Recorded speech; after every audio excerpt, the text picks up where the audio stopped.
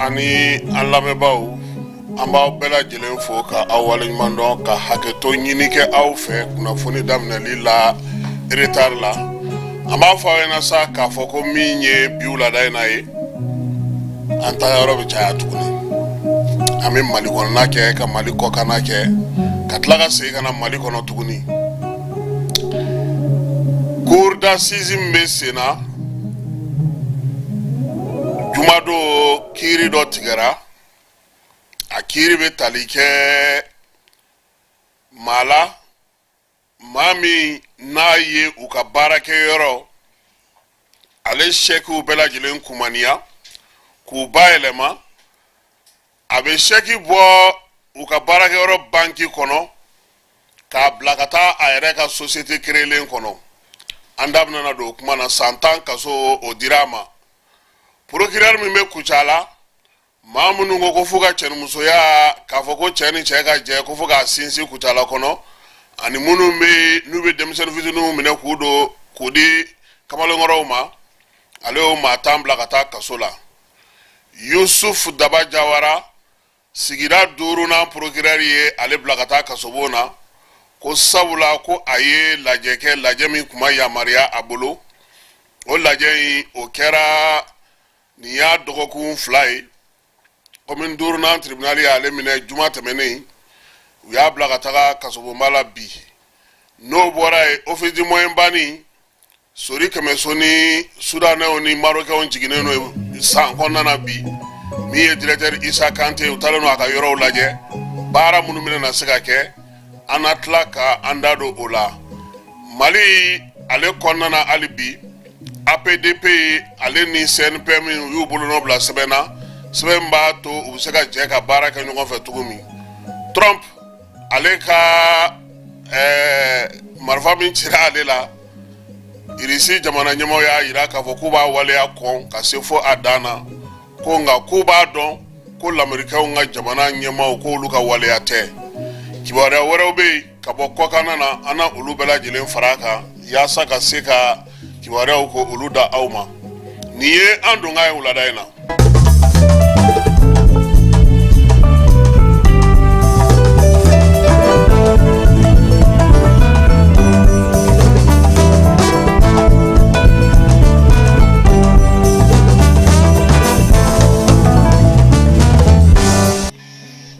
ka ubela jelen fo ka awale mandon 606 parti politique uluku welela ejife kata onyininga ya saminye kalata ko obisaka ke tugomi nyala jemi meke kuma wati no wati eji aleni parti politique no ngonje na fama ko carte de concertation ka saka obla senga wali an to metalike mina sa kibaru ya mun me no lube saka danyo kontloka aleni wali ya mun me saka na do na taw konnana nganya mye miye kibaya le tume mamunu me nulu tegano bla sebena kavoko uti jeni franchela fanga yekofo aka kunchete kwa abana kanga sigi ordu constitutionnel la ulu koni data ngabo data ni ngabo ukokulu sentido ala kofuga mamunu minena koni ulu koni siraka bla APDP ale tegano bla sebena bi sebemi ni ale ni senpe minena jeko walea ya sasa ka seka sebena walea minye APDP nyema bay no professeur Mamadou Samaseguye alena ka mau bela jile nyo soro senpem konnana ya saka seka nyefolike akoka amta senpem na kuma mini mbora anga jeka olame ouais Mamadou Samaseku ne sekeda be fomi APDP nimbia adama de ka buguna sebe anu to wala sebe o sare la batoli ne o nyamai ni bɛnkan sɛbɛn ye hakilina min nana ye o ye hakilina ɲuman ye sabula conseil national du patronat du Mali o ye jamana kɛnyɛrɛ ye u ka ɲɛmaw olu ka jɛkulu de don jamana sɔrɔ fanba b'olu de bolo n'i ko adamadenw buguna sɛbɛn adamadenw tɔgɔla sɛbɛn olu yɛrɛ u bɛ partenaire b'u bolo u bɛ contrat signé baarakɛlaw b'u bolo ani fana u ka cakɛdaw kɔnɔ système b'u bolo a fɔ ma informatique donc an bɛ o bɛɛ lajɛlen kɔlɔsili o hakɛ lakɔlɔsili de la donc ni fɛn labɛn ni bɛnkan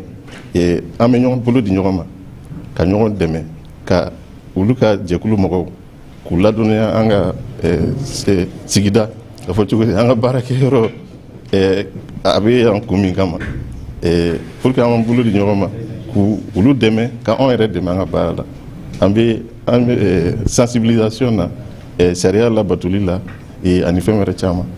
sabula an b'u fo kosɛbɛ u ka ɲɛma n'o ye Bali ye an bɛnna don min o don bɛ ale de proposition kan a ma hali kalo kelen bɔ an ye nin partenariat signé donc an b'u fo kosɛbɛ sabula o b'a yira k'a fɔ k'u y'a faamuya u bɛ fɛ an ka bolo di ɲɔgɔn ma pour que ka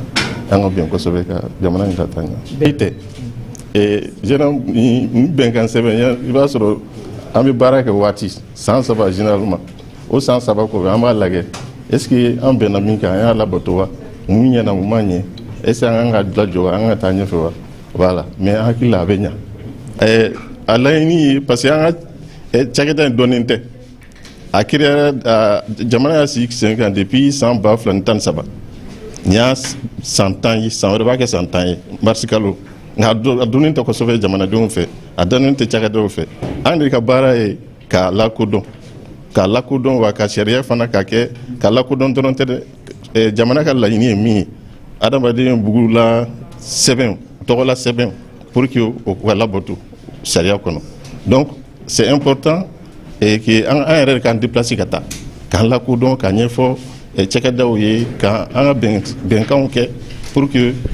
jamana y'an sigi laɲini min kama jamana ka sago sɔrɔ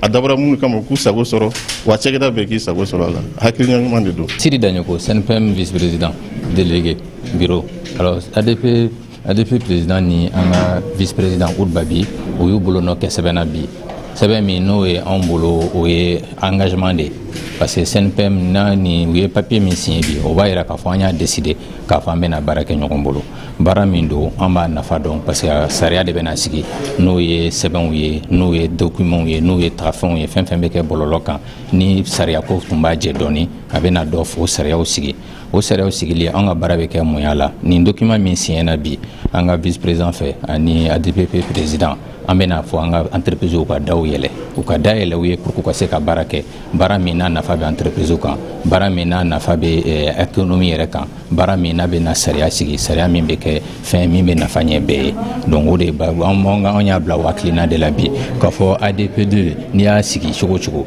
n'a entreprise sen ma don a la a baara tɛ se ka ɲɛ fo k'u sen nɔ bila la o de bɛna kɛ bi. Bon n'i y'a ye kɔni k'a fɔ an ka ɲɛmɔgɔw ye APDP président reçoit ka kuma ka bɛn a la fo k'a fɔ bi ko ka papier signé fo ka an ka vice président monsieur Babi k'a bila k'a bolonɔ k'a la ça veut dire que a ye jateminɛ kɛ k'a fɔ fɛn min b'a kɔnɔ n'a ma min fara entreprise kan a tɛ fɛn bɔ u ka baara la donc a jɔrɔna ko t'anw na bilen. ɲɛfɔli bɛ kɛ an b'a ɲɛfɔ entreprise ye parce que document in bɛ ci u ma ni CNPM ka message ye ka f'u ɲɛna dorénavant aw n'a bɛ se ka agence in bɛ se ka baara kɛ mais a taabolo ye nin de